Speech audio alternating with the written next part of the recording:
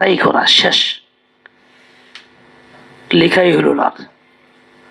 আল্লাহ পাক আরহামুর রাহিমিন, দয়ালু, সুযোগ দেন বান্দাকে, কিন্তু বুড়া কবাইলা সে যে এই সুযোগের সদ্ব্যবহার করে না, গ্রহণ করে না। আমাদের প্রত্যেকের কাজ হইল তওবার এই কথাগুলি শিখা। সবাই বলি আস্তাগফিরুল্লাহাল আযীম আল্লাযী লা ইলাহা ইল্লা হুয়াল হাইয়ুল কাইয়্যুম ওয়া আতুবু ইলাইহি। বলি সবাই আস্তাগফিরুল্লাহাল আযীম আল্লাযী লা ইলাহা ইল্লা হুয়াল হাইয়ুল কাইয়্যুম। আরেকবার বলি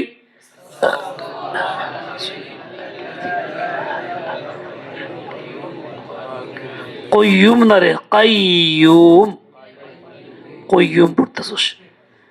আস্তাগফিরুল্লাহাল আযীম আল্লাযী লা ইলাহা ইল্লা হুয়াল হাইয়ুল কাইয়্যুম ওয়া আতুবু ইলাইহি। আল্লাহ পাক কত বড় দয়ালু, কত মেহেরবান, বান্দার গুনাহ মাফ করতে চান। তার মানে এটার উদ্দেশ্য এই না তুমি গুনাহ করো, সুযোগ দিলাম করতে থাকো, তারা ওরা তো করবাই না। তারপরেও যদি হয় আল্লাহ পাক রহম করম করবেন, দয়া করবেন। বাড়ি দিছস ইয়া আল্লাহ, हर के उरा नफ्स तौसिन राम शुद। ছোটবেলায় পড়ছিলাম ফার্সি কিতাব পান্দেনামা, কারিমা, পান্দেনামা। এখন এগুলি কিছুই মনে নাই, ফার্সি তো চর্চা নাই এখন।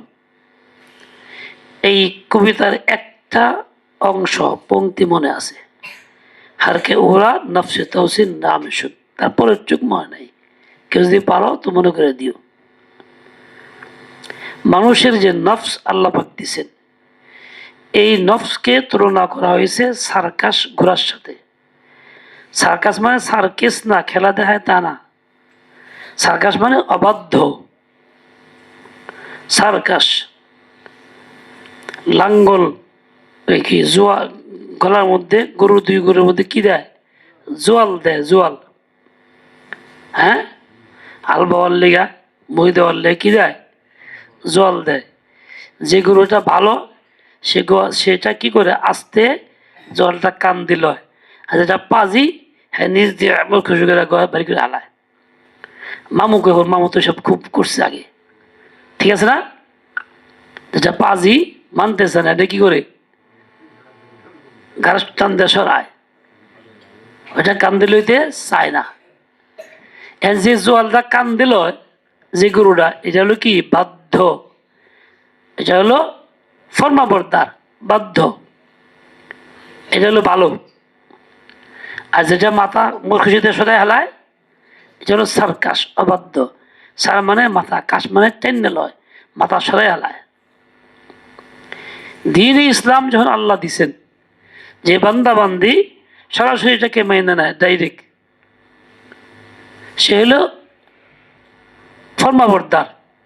আর যে খালি এই মরম করে মাথা সরাই নেয়, এই পাপে জড়ায়, ওই পাপে জড়ায়, কান্দে করে লিভার চায় না, ওইটা হলো অবাধ্য, সার্কাস।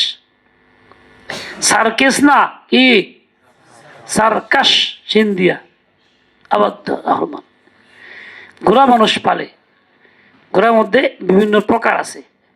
একটা হলো খুব এরকম পাজি, ও উঠবার দিবার চায় না, ওর উপরে ওঠা কঠিন, লাফালাফি করে, ফালাফালি করে, ওই কান দিল না, ওর লেগাম মুখে দেওয়ান যায় না, এরকম উল্টা পাল্টা করে।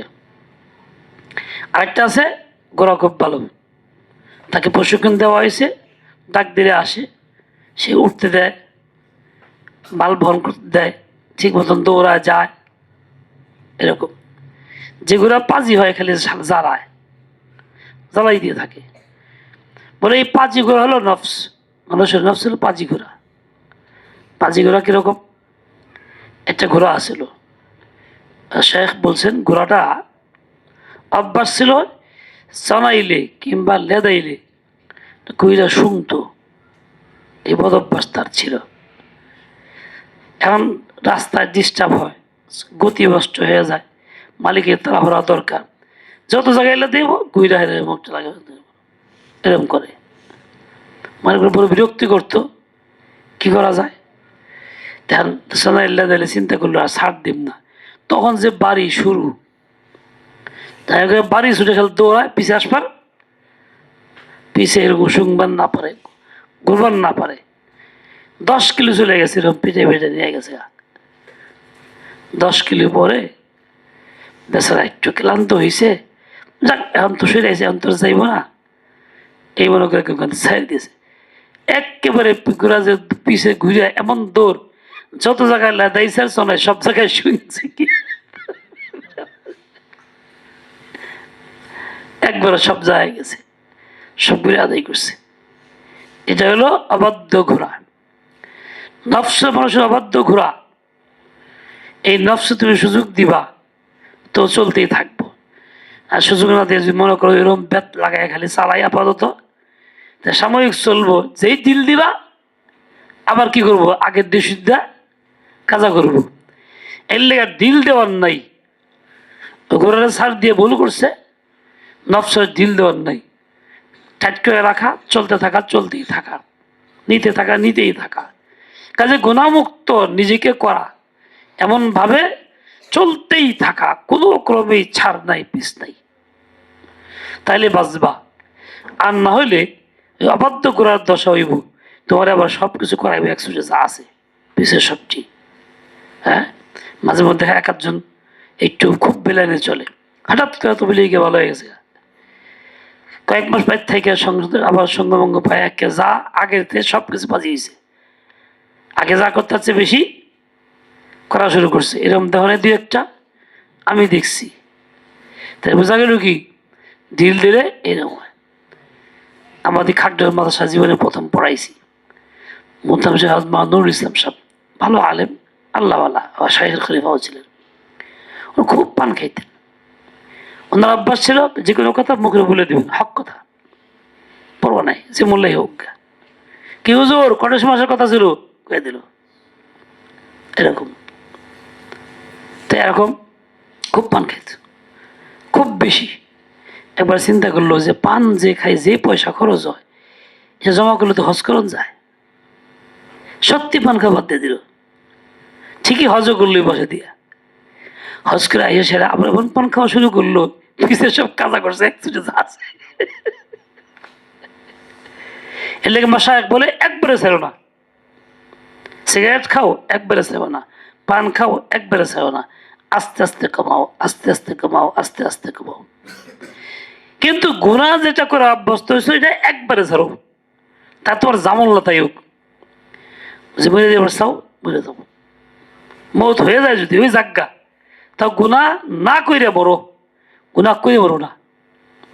দেখো ওই ঘোড়ার অভ্যাস কত খারাপ, যে পিছের সব একচুটে গিয়া সব সঙ্গে আইছে, অভ্যাস হয়ে গেলে পরে এতটাই খারাপ, মানুষ কেমন জ্বালান জ্বালা।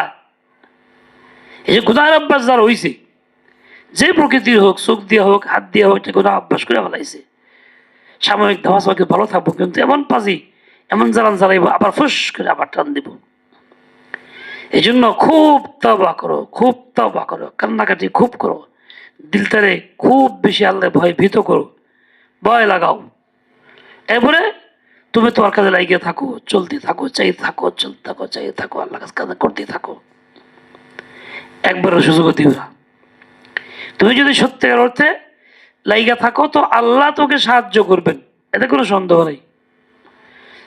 আল্লাহ গুনাহ ছাড়ার হুকুম দিয়েছেন, ওয়াদারু যাহিরাল ইসমি ওয়া বাতিনাহু, জাহিরি গুনাহ বাতিনি গুনাহ ছাড়ো, আল্লাহ হুকুম দিয়েছে। বান্দা হুকুম পালন করতে চায়, আল্লাহর সাহায্য নাই করে তো হুকুম আল্লাহ দিছে কে?